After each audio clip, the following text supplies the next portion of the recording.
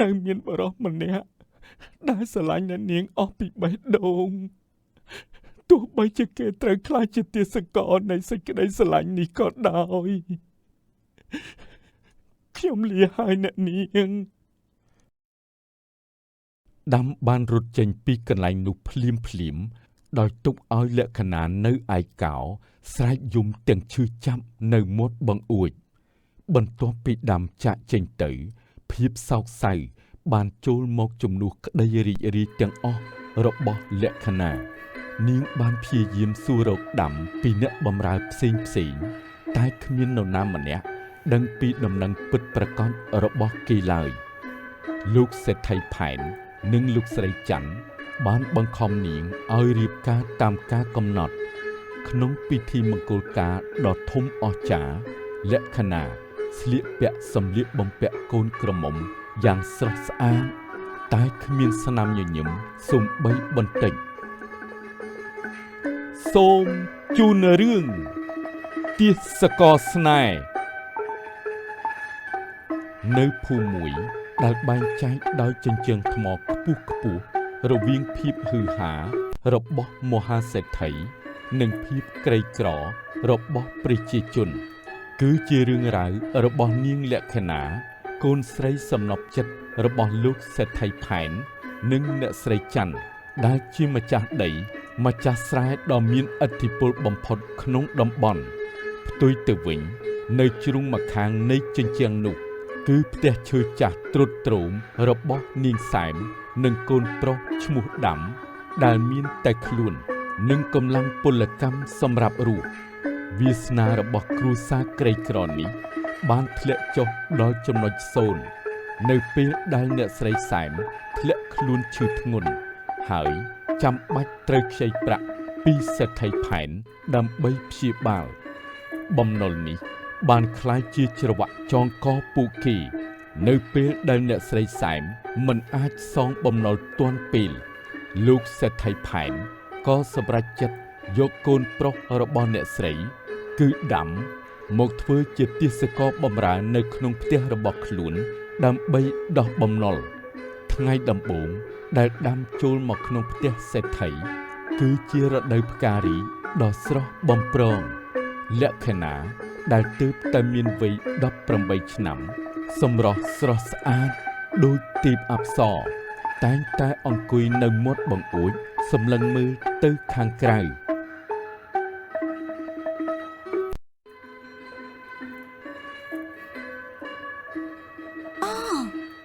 ខ្ញុំមិនដែលឃើញអ្នកបម្រើថ្មីណាម្នាក់ដែលមានកាយវិការត្រង់ថ្មឹងដូចជាគេនេះទេមកមាត់ក៏សមរម្យតែភ្នែករបស់គេហាក់ដូចជាលាក់ទុកនៅរឿងរ៉ាវដ៏សែនកំសត់អ្វីមួយខ្ញុំឆ្ងល់ណាស់តើវាសនាអ្វីទេដែលនាំឲ្យយុវជនវ័យក្មេងម្នាក់នេះត្រូវមកធ្វើជាទាសករនៅក្នុងផ្ទះរបស់ខ្ញុំទៅវិញពិតជាគួរឲ្យអាណិតខ្លាំងណាស់ណែអ្នកបម្រើថ្មីអ្នកមកតែនេះបន្តិចមកណែលោកតើលោកទៅនឹងចូលមកបម្រើធ្វើជាទាសករក្នុងផ្ទះខ្ញុំតាំងពីពេលណាដែរខ្ញុំមិនដែលឃើញមកលោកសោះបាទអ្នកនាងខ្ញុំជាអ្នកបម្រើថ្មីទើបតែចូលមកបាន2-3ថ្ងៃនេះទេអញ្ចឹងហើយបានជាអ្នកនាងមិនដែលឃើញមុខខ្ញុំនិងស្គាល់មុខខ្ញុំតើអ្នកនាងមានការអីបានជាហៅខ្ញុំមកសួរបែបនេះខ្ញុំសួរលោកមួយហេតុអីបានជាសម្រេចចិត្តមកបម្រើក្នុងផ្ទះខ្ញុំបែបនេះខ្ញុំមើលរូបរាងនិងមុខមាត់ស្អាតបាតមិនគួរណាមកធ្វើជាអ្នកបម្រើនៅក្នុងផ្ទះខ្ញុំសោះបាទអ្នកនាងមូលហេតុដែលខ្ញុំធ្លាក់ខ្លួនមកធ្វើជាអ្នកបម្រើក្នុងផ្ទះរបស់អ្នកនាងដោយសារតែម្ដាយខ្ញុំគាត់ឈឺខ្លាំងមើលអស់លុយកាក់ពីខ្លួនហើយក៏បានខ្ចីលុយពីលោកសេដ្ឋីដែលជាឪពុករបស់អ្នកនាងទើបខ្ញុំសម្រេចចិត្តមកស៊ីឈ្នួលបម្រើនៅក្នុងផ្ទះរបស់អ្នកនាងដើម្បីកាត់សងបំណុល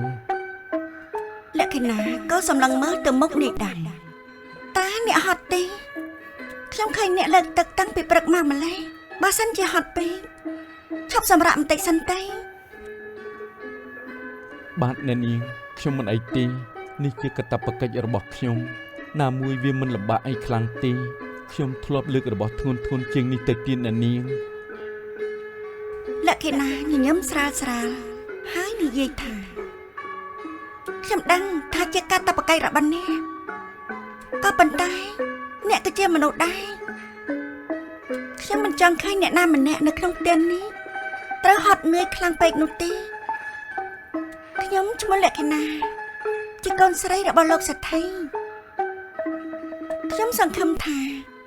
អ្នកនឹងធ្វើការនៅទីនេះដោយសេចក្តីសុខតាមលទ្ធភាពដែលអាចធ្វើទៅបានតែអ្នកឈ្មោះអ្វីដែរទេ ខ្ញុំឈ្មោះដាំខ្ញុំសូមអរគុណចំពោះចិត្តមេត្តារបស់អ្នកនាងណាស់ដែលមិនស្អប់ខ្ពើមអ្នកក្រដូចជារូបខ្ញុំតើអ្នកនាងមានការអីទៀតទេព្រោះខ្ញុំបញ្ញាប់ទៅធ្វើការបន្តទៀត ខ្ញុំសុំទោសដែលសួរពីរឿងឯកជនរបស់អ្នកក៏ប៉ុន្តែខ្ញុំបានដឹងថាអ្នកត្រូវមកធ្វើការនៅទីនេះដើម្បីដកបំណុលម្ដាយរបស់អ្នកតើគាត់យ៉ាងណាហើយគាត់បានធូរស្រាលខ្លះហើយឬនៅ ម្ដាយខ្ញុំគាត់ធូរស្រាលបន្តិចហើយប៉ុន្តែគាត់នៅតែមិនអាចធ្វើការធ្ងន់បានខ្ញុំត្រូវតែខំធ្វើការនៅទីនេះឲ្យបានល្អបំផុតដើម្បីសងបំណុលឲ្យអស់ឆាប់ហើយឆាប់បានត្រឡប់ទៅមើលថែគាត់វិញព្រោះគាត់ចាស់ណាស់ហើយមិនចង់ឲ្យគាត់ហត់នឿយទៀតទេ ជីវិតរបស់មនុស្សក្រីក្រពិតជាលំបាកណាស់ខ្ញុំមិនអាចជួយអ្វីបានក្រៅពីពាក្យលួងលោមទេប្រនេះជាការសម្រេចចិត្តរបស់ឪពុកខ្ញុំក៏ប៉ុន្តែបើមានអ្វីដែលអ្នកត្រូវការជំនួយផ្សេងទៀតក្នុងពេលបំពេញការងារអ្នកអាចប្រាប់ខ្ញុំបានខ្ញុំមិនដូចម្ដាយខ្ញុំទេខ្ញុំយល់ពីចិត្តនេះ អ្នកនាងជាកូនអ្នកមានទ្រព្យសម្បត្តិមានទាំងសម្រស់មានទាំងអំណាចមានទាំងកេរ្តិ៍ឈ្មោះចរិតក៏ល្អបើអ្នកណាបានអ្នកនាងធ្វើជាប្រពន្ធពិតជាសំណាងណាស់ហើយមានចិត្តមេត្តាធម៌ល្អទៀត មិនបាច់សរសើរខ្ញុំទេតែបន្តការងាររបស់អ្នកទេតែត្រូវចាំថាកុំធ្វើការឲ្យហួសកម្លាំងពេកខ្ញុំមិនចង់ឲ្យឪពុកខ្ញុំស្ដីបន្ទោសអ្នកដោយសារតែអ្នកឈឺនោះទេ ប៉ុន្មានខែក្រោយមកដាំបានធ្វើការយ៉ាងស្មោះត្រង់និងព្យាយាមនៅក្នុងផ្ទះរបស់លោកសេដ្ឋីផែនលក្ខណៈតែងតែរកលេសដើម្បីនិយាយជាមួយដាំដូចជាសួរពីរុក្ខជាតិនៅក្នុងសួនពីរឿងលើមេឃឬពេលខ្លះគ្រាន់តែសួរថាអ្នកស្រួលខ្លួនទេថ្ងៃមួយលក្ខណៈបានចុះទៅសួនផ្កាហើយឃើញដាំកំពុងតែកាត់ស្មៅ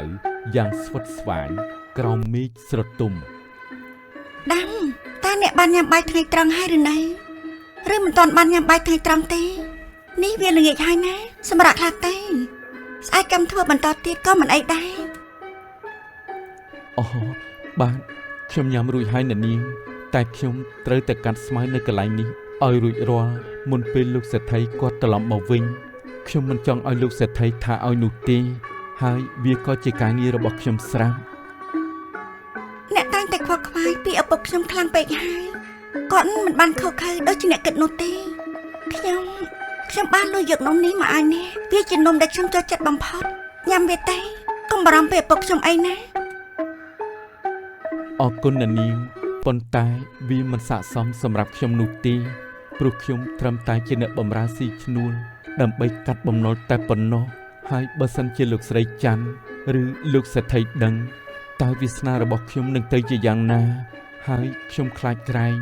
នាំរឿងដល់អ្នកនាងទៀត កុំបារម្ភអីខ្ញុំមិនខ្លាចឪពុកម្ដាយខ្ញុំទេខ្ញុំជាកូនស្រីតែមួយគត់របស់ពួកគាត់តែពួកគាត់អាចធ្វើអ្វីខ្ញុំបានទេខ្ញុំបានផ្ដល់ឲ្យអ្នកគឺមានន័យថាខ្ញុំទទួលខុសត្រូវហើយញ៉ាំទេមិនបាច់និយាយច្រើនទេខ្ញុំឃើញអ្នកស្គមជាងមុនទៅទៀត ដាំបានទទួលនំនោះដោយទឹកមុខស្ទាក់ស្ទើរប៉ុន្តែចិត្តរបស់គេពោពេញទៅដោយក្តីរំភើបកាយវិការតូចតាចរបស់លក្ខណៈបានចាប់ផ្ដើមដក់ជាប់នៅក្នុងបេះដូងរបស់ទាសករម្នាក់នេះ លក្ខណៈក៏បន្តនិយាយទៅទៀតខ្ញុំធុញទ្រាន់នឹងជីវិតឯកាដែលហុំព័ទ្ធទៅដោយជញ្ជាំងមាសនេះណាពេលខ្លះខ្ញុំក៏មានអារម្មណ៍ថាខ្ញុំមិនខុសពីទេសកលម្នាក់ដូចជាអ្នកដែរព្រោះខ្ញុំមិនអាចធ្វើអ្វីដែលខ្ញុំចង់ធ្វើបាននោះទេខ្ញុំត្រូវតែរៀនសូត្រតាមអ្វីដែលឪពុកម្ដាយខ្ញុំចង់បាននិយាយតាមអ្វីដែលពួកគេចង់ឮជីវិតរបស់ខ្ញុំក៏ដូចជាផ្កាដែលត្រូវដាំនៅក្នុងផាំងមាសគ្មានសេរីភាពក្នុងការលូតលាស់ទៅតាមធម្មជាតិរបស់ខ្លួនឡើយ អ្នកនាងលក្ខណៈអ្នកនាងនៅតែមានសំណាងជាងខ្ញុំអ្នកនាងមានឱកាសមានទ្រព្យសម្បត្តិ មានមុខមាត់មានអំណាចនិងមានកេរ្តិ៍ឈ្មោះល្បីល្បាញណាស់អ្នកណាក៏ស្គាល់ថាអ្នកនាងជាកូនល្អរបស់លោកសេដ្ឋីដែរ ឱកាសទ្រព្យសម្បត្តិមែនទេតែមានន័យអ្វីទេបើខ្ញុំគ្មានសិទ្ធិក្នុងការសម្រេចចិត្តរឿងបេះដូងរបស់ខ្ញុំផងហ្នឹងខ្ញុំក៏ចង់មានមិត្តភ័ក្តិដូចជាមនុស្សធម្មតាដែរខ្ញុំចង់ដើរលេងដោយសេរីខ្ញុំចង់យល់ពីជីវិតក្រៅរបស់នេះខ្ញុំមិនចង់រៀបការជាមួយនឹងកូនសេដ្ឋីណាដែលខ្ញុំមិនស្រឡាញ់នោះទេ ទោះជាយ៉ាងណាក៏អ្នកនាងមានទ្រព្យសម្បត្តិនិងមានម្ដាយឪពុកចាំមើលថែរក្សាដែរបើខ្ញុំលំបាកតាំងពីចាប់កំណើតមកតែខ្ញុំមិនដែលស្អប់ម្ដាយខ្ញុំទេធ្វើម៉េចនេះជានិស្ស័យរបស់មនុស្សម្នាក់ៗ លក្ខណៈគិតក្នុងចិត្តថាខ្ញុំដឹងថាខ្ញុំនិយាយច្រើនពេកហើយប៉ុន្តែខ្ញុំមិនអាចទប់ទល់នឹងអារម្មណ៍របស់ខ្ញុំបានឡើយខ្ញុំចង់ឲ្យគេយល់ខ្ញុំចង់ឲ្យគេដឹងថានៅពីក្រោយសម្បុករបស់កូនសេដ្ឋីគឺមានបេះដូងដែលស្រេកឃ្លានសេរីព្រីនិងសេចក្តីស្រឡាញ់ដែលហាក់ដូចជាមនុស្សតែម្នាក់គត់ដែលស្ដាប់ខ្ញុំដោយចិត្តស្មោះ ទំនាក់ទំនងរវាងលក្ខណៈនិងដាំកាន់តែស្និទ្ធស្នាលឡើងជាលំដាប់ដោយចាប់ផ្ដើមពីការនិយាយលេងទៅជាការចែករំលែកអារម្មណ៍និងគំនិតយ៉ាងជ្រាលជ្រៅភាពឆ្លាតវៃនិងភាពស្មោះត្រង់របស់ដាំធ្វើឲ្យលក្ខណៈធ្លាក់ក្នុងអន្លង់ស្នេហ៍ដោយមិនដឹងខ្លួនលុះដល់ថ្ងៃមួយលោកស្រីច័ន្ទដែលជាម្ដាយរបស់លក្ខណៈបានចាប់អារម្មណ៍ពីភាពស្និទ្ធស្នាលរវាងកូនស្រីនិងទិសកោ លក្ខណៈ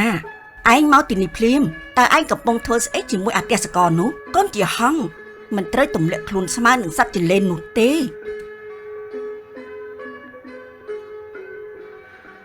លក្ខណៈតបទៅវិញដោយមិនញញើត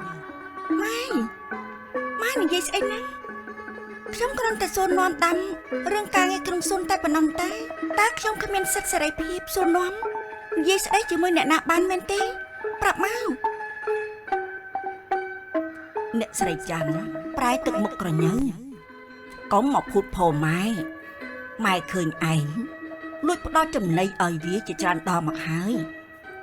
ឯងជាកូនអ្នកមានឯងមិនត្រូវតែស្និទ្ធស្នាលជាមួយនឹងពួកមនុស្សថោកទាបបែបនេះទេវានឹងធ្វើឲ្យយើងបាត់បង់កិត្តិយសយល់ទេលក្ខណៈនិយាយដល់សំឡេងញ័រម៉ែមិនគួរនិយាយបែបនេះទៅកាន់អ្នកណាម្នាក់នោះទេដាំមិនមែនជាមនុស្សទាបថោកទេគាត់ជាមនុស្សដែលមានការតាំងចិត្តហើយនឹងស្មោះត្រង់គាត់គ្រាន់តែជាកូនអ្នកក្រដែលត្រូវគេបង្ខំឲ្យធ្វើការដកបំណុលតែប៉ុណ្ណោះអ្នកស្រីច័ន្ទក៏ហួចចិត្តអូហូឯងកំពុងតែការពារវាឬកូនស្រីរបស់សេដ្ឋីធំទៅការពារអទេសកលម្នាក់ម៉ែមិនយល់ពីឯងទេចាប់ពីថ្ងៃនេះតទៅម៉ែហាមឯងមិនឲ្យនិយាយឬតាកតងជាមួយនឹងអាដាមនេះទៀតទេបើឯងមិនស្ដាប់តាមម៉ែទេម៉ែនឹងឲ្យឪពុកឯងវាយវាហើយបណ្ដេញវាចេញពីផ្ទះនេះហើយម្ដាយវាក៏នឹងត្រូវទទួលខុសត្រូវធំចំពោះបំណុលទាំងអស់នោះដែរលក្ខណៈក៏ស្រែកយំម៉ែមិនអាចធ្វើបែបនេះបានទេម៉ែជាមនុស្សខុសខើពេកហើយហើយនេះបានជាម៉ែមកងាយមនុស្សបែបនេះជីវិតរបស់ពួកគេមិនមែនជារបស់លេងសម្រាប់គ្រួសារយើងទេខ្ញុំមិនចង់ខ្លាចជាមនុស្សដូចម៉ែហើយនឹងពុកទេ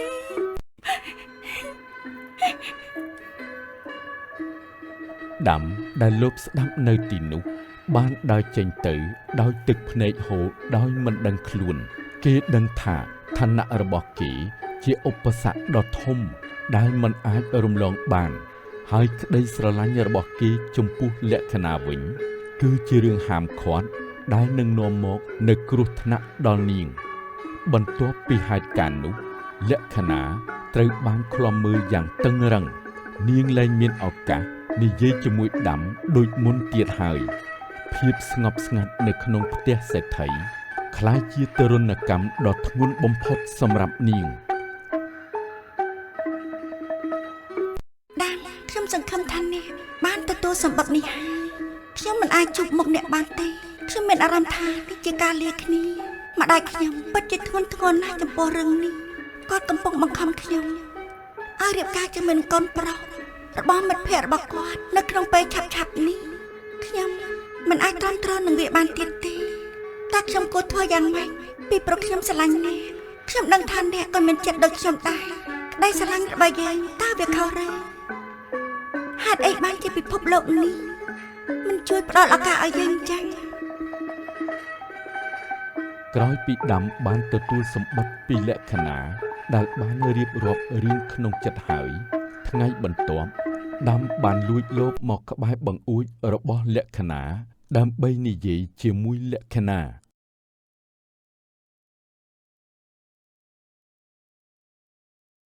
អ្នកនាងលក្ខណៈអ្នកនាងលក្ខណៈតើអ្នកនាងឮសំឡេងខ្ញុំហើយទេអ្នកនាងលក្ខណៈខ្ញុំមកដល់ហើយខ្ញុំនៅក្បែរអ្នកនាងនេះឯង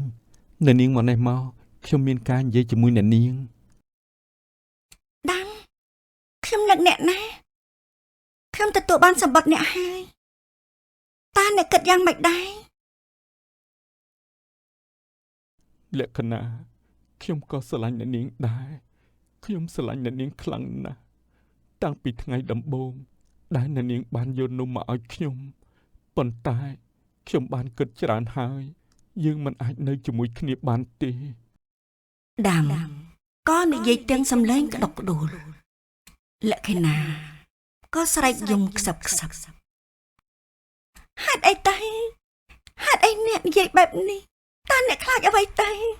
ខ្ញុំសុខចិត្តបោះបង់អ្វីទាំងអស់ដើម្បីអ្នកខ្ញុំមិនខ្លាចការលំបាកទេលក្ខណៈប៉ុន្តែខ្ញុំមិនអាចយកជីវិតរបស់អ្នកមកបន្ថយបានឡើយបើខ្ញុំនៅតែព្យាយាមរត់គេចជាមួយអ្នកឪពុករបស់អ្នកនឹងធ្វើទុកបុកម្នេញដល់ម្ដាយខ្ញុំនិងអ្នកមិនខានខ្ញុំមិនអាចធ្វើឲ្យអ្នកបាត់បង់កិត្តិយស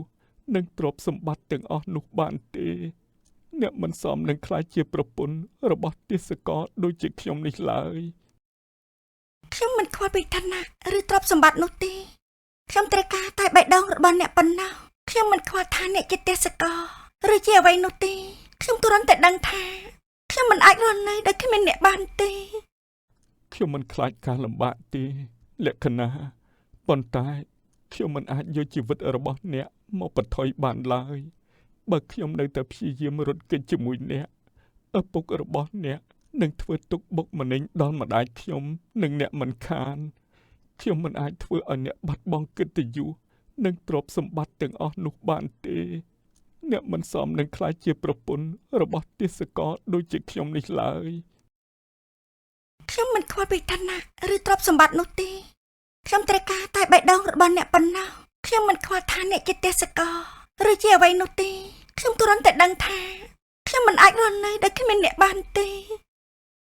ជីវិតខ្ញុំជារបស់អ្នកនាងលក្ខណៈខ្ញុំជាទេសកលស្នេហ៍របស់អ្នកនាងជារៀងរហូតតែដើម្បីសេចក្តីសុខរបស់អ្នកនាងខ្ញុំត្រូវតែធ្វើការសម្រេចចិត្តមួយខ្ញុំនឹងចាកចេញពីទីនេះខ្ញុំនឹងលាឈប់ពីការងារហើយទៅធ្វើការងារផ្សេងនៅឆ្ងាយពេលដែលខ្ញុំចេញទៅផុតពីជីវិតរបស់អ្នកនាងហើយអ្នកនាងនឹងអាចរៀបការជាមួយអ្នកដែលសមរម្យហើយមានជីវិតសុខសាន្តលក្ខណៈមានអារម្មណ៍រវើរវាយទេកុំទៅណាកុំបោះបង់ខ្ញុំចោលអីខ្ញុំមិនអាចរស់ដោយគ្មានអ្នកបានទេខ្ញុំមិនអាចអនុញ្ញាតឲ្យអ្នកទៅទេខ្ញុំកុំទៅអីលាហើយអ្នកនាងលក្ខណៈសូមឲ្យអ្នកនាងជួបតែសេចក្តីសុខកុំភ្លេចថានៅមានបរិសម្នាក់ដែលស្រឡាញ់អ្នកនាងអស់ពីបេះដូងទោះបីជាគេត្រូវខ្លាចជាទេសកលនៃសេចក្តីស្រឡាញ់នេះក៏ដោយខ្ញុំលាហើយអ្នកនាងដាំបានរត់ចេញពីកន្លែងនោះភ្លាមដោយទុកឲ្យលក្ខណៈនៅឯកោស្រែកយំទាំងឈឺចាប់នៅមាត់បង្អួចបន្ទាប់ពីដាំចាក់ចេញទៅភាពសោកសៅបានចូលមកជំនួសក្តីរីករាយទាំងអស់របស់លក្ខណៈនាងបានព្យាយាមសួររកដាំពីអ្នកបម្រើផ្សេងតែគ្មាននរណាម្នាក់ដឹងពីដំណឹងពិតប្រាកដរបស់គេឡើយលោកសេដ្ឋីផែននិងលោកស្រីច័ន្ទ បានបង្ខំនាងឲ្យរៀបការតាមការកំណត់ក្នុងពិធីមង្គលការដ៏ធំអស្ចារ្យលក្ខណៈស្លៀកពាក់សម្លៀកបំពាក់កូនក្រមុំយ៉ាងស្រស់ស្អាតតែគ្មានស្នាមញញឹមសូម្បីបន្តិច លក្ខណៈគិតនៅក្នុងចិត្តតែម្នាក់ឯងថាពិធីមង្គលការនេះប្រៀបដូចជាពិធីបន្សពរបស់បេះដូងខ្ញុំបានខ្លាចជាកូនក្រមុំតែខ្ញុំបាត់បង់ស្នេហាទៅហើយដាមតើអ្នកនៅទីណាខ្ញុំសង្ឃឹមថាអ្នកបានចាក់ចេញទៅដោយសុវត្ថិភាពហើយជីវិតថ្មីរបស់អ្នកនឹងប្រសើរជាងជីវិតទេសកលនៅក្នុងផ្ទះនេះខ្ញុំនឹងរស់នៅដើម្បីនឹកដល់អ្នកទេសកលស្នេហ៍របស់ខ្ញុំនៅពេលដែលកំពុងតែទទួលពរជ័យស្រាប់តែមានអ្នកបម្រើម្នាក់លោតចូលមកសប្រាប់នាងថាអ្នកនាងដាំគាត់ផ្ញើរបស់មួយមកជូនអ្នកនាង លក្ខណៈជាទីស្រឡាញ់បំណុលរបស់ម្ដាយខ្ញុំត្រូវបានសងអស់ហើយខ្ញុំបានលក់កម្លាំងកាយរបស់ខ្ញុំជាច្រើនខែទៅធ្វើការឲ្យគេនៅឯនីសមុទ្រខ្ញុំបានព្យាយាមរហូតដល់ខ្ញុំរកប្រាក់បានគ្រប់គ្រាន់នេះជាភស្តុតាងនៃការរំដោះខ្លួនរបស់ខ្ញុំប៉ុន្តែ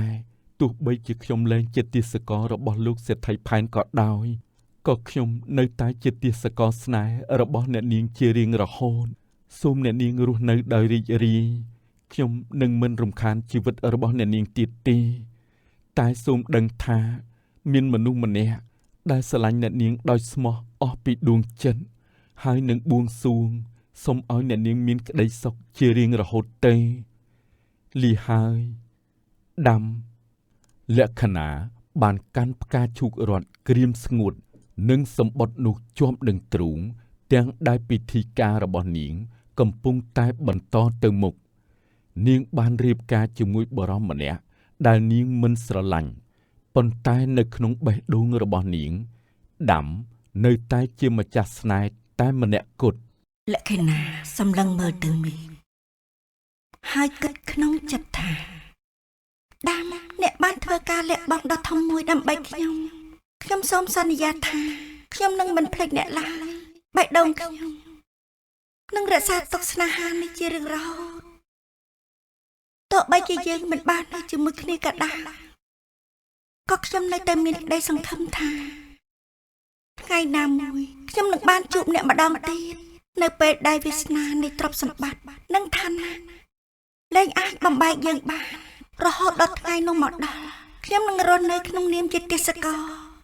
នៃសេចក្តីនឹករលឹកដ៏ឈឺចាប់នេះសម្បត្តិបានបំបែកគូស្នេហ៍ទាំងពីរនេះក៏ប៉ុន្តែសេចក្តីស្រឡាញ់ដ៏ស្មោះត្រង់របស់ពួកគេនៅតែបន្តរស់នៅក្នុងដួងចិត្តរៀងខ្លួន រឿងរ៉ាវនៃទេសកលស្នេហ៍បានបញ្ចប់ដោយក្តីសោកសៅនិងការលះបង់ដ៏ជ្រាលជ្រៅឋានៈនិងទ្រព្យសម្បត្តិបានបំបែកគូស្នេហ៍ទាំងពីរនេះប៉ុន្តែសេចក្តីស្រឡាញ់ដ៏ស្មោះត្រង់របស់ពួកគេនៅតែបន្តរស់នៅក្នុងដួងចិត្តរៀងខ្លួន